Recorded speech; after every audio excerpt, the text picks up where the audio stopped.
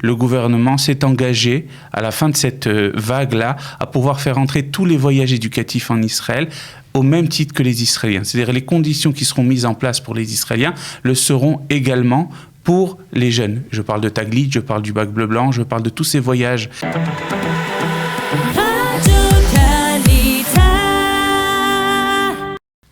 Alors, nous sommes à la fin de l'année 2021 et c'est le moment de faire des bilans. Nous sommes ce matin avec Ari Abitbol, qui est le directeur de l'Agence juive à Paris pour les pays francophones et la Méditerranée. Boker Tov. Alors, fin de l'année 2021, est-ce qu'on peut faire un petit bilan des Aliotes 2021, expliquer les chiffres que vous allez nous donner, est-ce qu'ils sont bons et si oui, pourquoi sont-ils bons ? Alors, on a reçu les chiffres plus ou moins officiels parce qu'il reste quand même une semaine avant la fin de l'année, mais en tout cas, on va dépasser visiblement les 3500 Olim cette année, ce qui est une augmentation de 40% par rapport à l'année 2020, qui était elle-même une année compliquée, il faut s'en rappeler. Et donc, c'est des très bons chiffres, puisque faut bien comprendre une chose, il y a eu en 2021 aussi, on s'est un peu embrouillé dans les dates et dans toute la chronologie qui est liée au corona, mais on a eu quasiment un mois et demi où les frontières étaient complètement fermées. En janvier et février, comme exactement. Ça. Et malgré tout, l'Alia continue, nous avons fait un vol groupé d'Olim à cette période-là.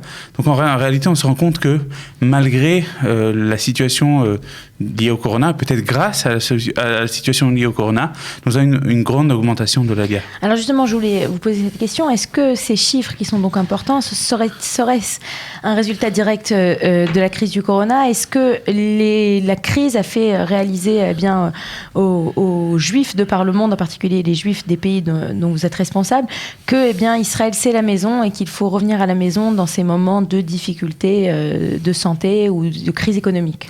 Tout à fait. Je pense qu'au-delà des crises qu'on a eues dans le passé, où peut-être les chiffres étaient plus impressionnants, je dirais après 2015 et 2012, etc., là, il y a une vraie prise de conscience que un jour, peut-être, cette frontière peut se fermer, pour des raisons qui ne sont pas forcément liées à l'État d'Israël. L'État d'Israël a eu raison, comme la plupart des pays du monde, de fermer sa frontière, de faire attention. Il faut savoir aussi qu'on est un petit pays, qu'autour, on n'a pas de possibilité, comme la France et d'autres pays, d'évacuer des malades dans d'autres hôpitaux à l'extérieur. Donc, en réalité, Israël avait besoin de protéger ses frontières à ce niveau-là, et c'est ce qui a fait qu'il y a une prise de conscience, et j'ai parlé avec des centaines de personnes qui me disaient on a pris conscience qu'un jour cette frontière ne peut se fermer, ce n'est plus une évidence qu'on peut venir à n'importe quel moment, et certaines personnes ont pris cette situation-là, se sont remis en cause et ont décidé de faire le pas de l'Alia. Alors il y a certaines personnes qui ont critiqué en disant que oui, mais ce sont des alliés un peu fictives, qu'au final les gens ils prennent juste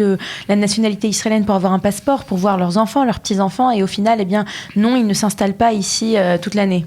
Alors tout à fait, il y a eu ce discours-là, et on évalue qu'il y a eu un certain nombre de personnes. C'est pas difficile pour nous après de le savoir, puisqu'il y a les entrées et les sorties du territoire israélien, donc le ministère de l'Intérieur sait tout à ce niveau-là. Mais en réalité, ce qu'on se rend compte, que même ces gens-là, c'est une alia progressive, ce n'est pas une alia fictive. Une alia fictive, c'est ce qu'ont fait certains au milieu des années 2010 pour prendre un passeport et se servir de ce passeport-là pour aller vivre ailleurs, parce que le passeport israélien est un passeport qui est plus facile, qui donne accès à plus de pays. Là, c'est une alia progressive en réalité. C'est des gens qui avaient l'habitude de passer 2 mois, 3 mois en Israël, pendant les vacances, même pendant l'année, venir voir leurs petits-enfants, leurs enfants en Israël. Ils se sont rendus compte qu'en réalité, d'abord, ils ne pouvaient pas rentrer, et deuxièmement, le fait de se retrouver loin leur a donné une véritable conscience par rapport à Israël. Et je peux vous dire, j'ai parlé avec pas mal de gens qui m'ont dit de manière honnête après coup, vous savez, j'ai fait ça au départ, mais en réalité, ça m'a fait comprendre l'importance qu'Israël avait et le bien-être que je ressens quand je suis en Israël. Et beaucoup de ces gens-là, au final, restent la plupart de leur temps en Israël. Donc, j'appellerais ça plus une alia progressive qu'une alia fictive. Alors, justement, vous avez expliqué que ces gens-là ont pris ces passeports pour pouvoir entrer en Israël, puisque Israël a fermé ses portes depuis à peu près 2 ans. C'est très compliqué pour quelqu'un qui n'est pas israélien de venir en Israël. Il y a énormément de critiques. Sivan Rahav Meir, la célèbre journaliste, en a parlé hier soir dans son article qu'elle publie dans le Yediot Achronot. Alors, peut-être qu'elle en a parlé. Moi, je l'ai lu sur Yediot Achronot. Moi, j'ai vu sur son post Facebook. Voilà. Voilà, donc elle en a parlé du fait qu'il y a véritablement une espèce de un déchirement qui est en train de se produire entre les juifs de la diaspora, le judaïsme de la diaspora et le judaïsme israélien.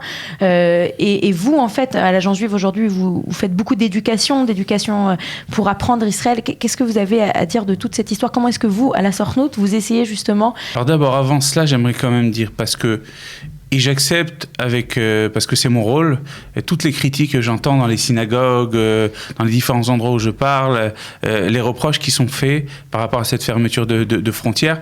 Et il y a des cas tout à fait déchirants. Hein. Je veux dire, j'essaye moi aussi d'aider à mon humble niveau les gens qui veulent rentrer, qui veulent sortir d'Israël maintenant dans notre cas précis.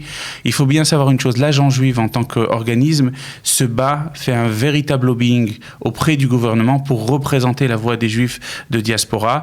Pas plus tard que jeudi soir, nous avons reçu une lettre de notre directeur adjoint disant que le gouvernement s'est engagé à la fin de cette vague-là à pouvoir faire entrer tous les voyages éducatifs en Israël au même titre que les Israéliens. C'est-à-dire les conditions qui seront mises en place pour les Israéliens le seront également pour les jeunes. Je parle de Taglit, je parle du bac bleu-blanc, je parle de tous ces voyages éducatifs. Massa aussi. Massa naturellement, mais Massa de toute façon avait une possibilité d'entrée. Il faut savoir que toute cette période-là, les participants Massa et les Olim sont rentrés sur le territoire israélien. Là, on parle des voyages éducatifs à plus court terme. Et donc les chiffres sont à peu près restés les mêmes entre Massa, par exemple, entre Massa pré-corona et Massa... Ça a un petit peu diminué, malheureusement, parce que l'incertitude, vous savez, quand un jeune a un stage à faire et qu'il ne sait pas si la frontière va être ouverte ou pas, il va aller vers le plus facile, il va rester en France, il va rester à côté de ses parents, là où il a ses repères. Donc on a eu quand même une diminution, malheureusement, mais...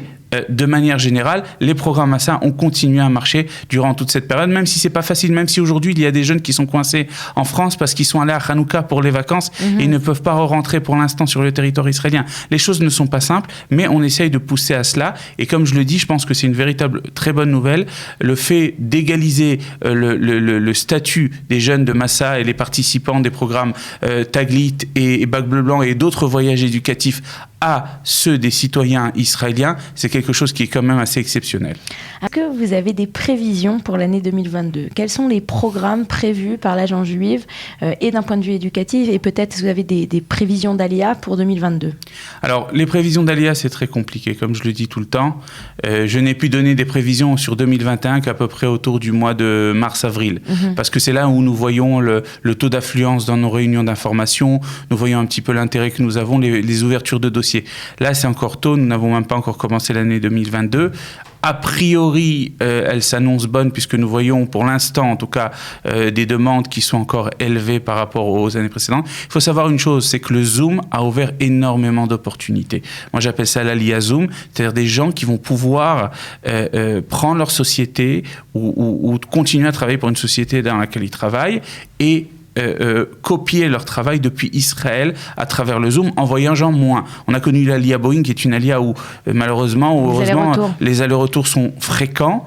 Là on parle d'une Alia où il va falloir peut-être voyager de temps en temps, mais on pourra faire beaucoup de choses par Zoom. Donc ça a un certain, comme on dit en anglais, un delay, c'est-à-dire une sorte de retard, ça se passe progressivement. Donc en 2021 on a senti un petit peu ça, aujourd'hui on le sent vraiment très fort. Beaucoup de gens viennent nous dire je suis en train de planifier mon Alia pour 2022, prendre ma société et travailler depuis Israël. Donc c'est quelque chose qu'on va ressentir, je pense, dans les prochaines années. Je ne sais pas quelle sera l'ampleur de ce phénomène, mais on voit à peu près cela arriver. Alors, allez-y. Non, allez-y vous.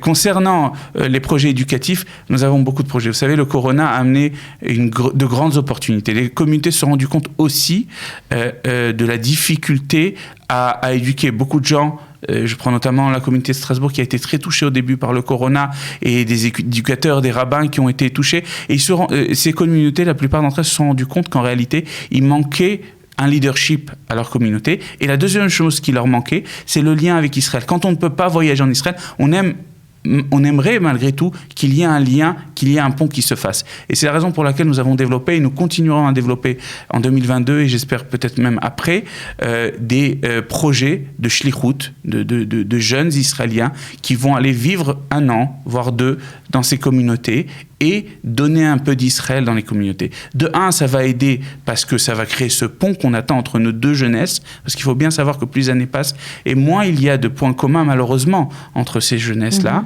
Et deuxièmement, ça va permettre aussi à ces communautés qui manquent de jeunes leaders, parce qu'il faut bien savoir que la communauté juive de France réussit dans beaucoup de domaines. S'il y a un domaine où c'est plus difficile pour la communauté, c'est le jeune leadership. Les jeunes préfèrent aller travailler dans des domaines plus du high-tech, de la finance et d'autres domaines de la médecine, plutôt que de travailler dans l'éducation. Et ça, en Israël, il y a un vivier extraordinaire de jeunes qui aiment l'éducation, qui veulent travailler dans ce domaine-là. Donc si c'est ce qu'on peut apporter au judaïsme de diaspora, aux différentes communautés, c'est quelque chose que nous allons essayer de développer dans les prochaines années. Et les résultats sur l'année 2021 sont assez extraordinaires. Super. Alors, une dernière question. Quand on parle des chiffres de l'ALIA, on a parlé donc de la crise économique ou la crise sanitaire. Malheureusement, en France, on parle souvent de crise d'antisémitisme qui fait que les gens veulent monter. Cette dernière année en Israël, on a eu plus de 20 sociétés qui ont été cotées en bourse, à la bourse de New York. On a des opportunités dans le monde du high-tech qui se sont ouvertes. Toutes les sociétés à Tel Aviv ne font que rechercher des nouveaux employés. Est-ce qu'Israël est devenu aussi un pôle d'attraction à ce niveau-là, au niveau de l'ALIA? C'est-à-dire que des candidats à l'ALIA que vous avez, c'est pas du tout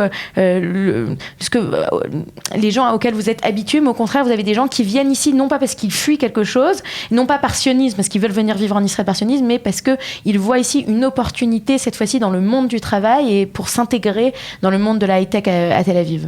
Alors c'est quelque chose qu'on a ressenti avant le corona, de manière très forte.